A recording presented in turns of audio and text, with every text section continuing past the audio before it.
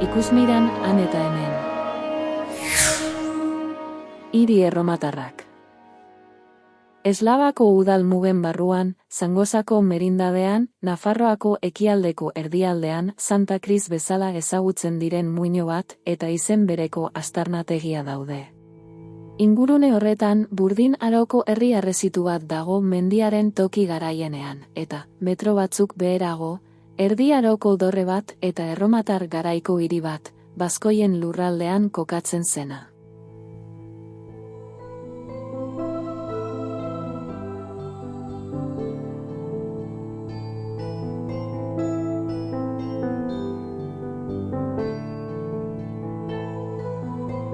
Mila 1917an aurkitu zuten aztarnategia.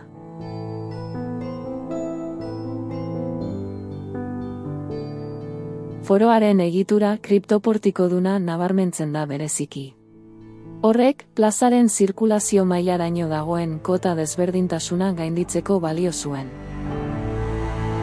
Foroan, plaza publikoan, zutabeak, kapitelak eta tamaina handiko marmolezko estatuak aurkitu dira.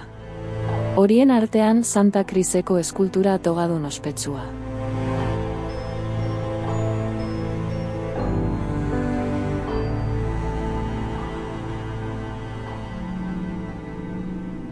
Eslavako Santa Kris da, gaur egun Nafarroan kontserbatutako hiri erromatar monumentalena.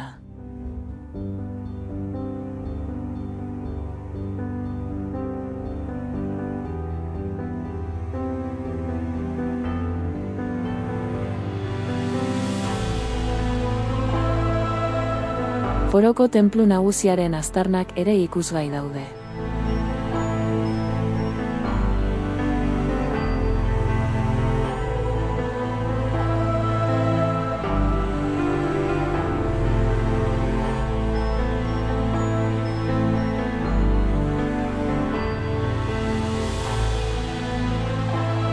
Antzinatik Santa Kris agiotoponimo enigmatikoarekin bataiatutako hiriaren izen erromatarra ez da zehazki ezagutzen.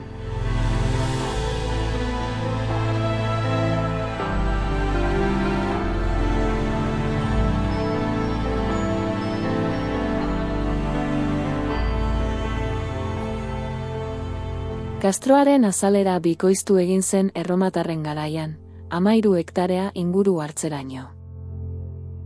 Beherago, 90ko hamarkadaren amaieran induzkatua, eta 2000 metro kuadrotik gorako azalera hartuz, era askotako hilobien inguruan egituratzen den nekropolia aurkitzen da.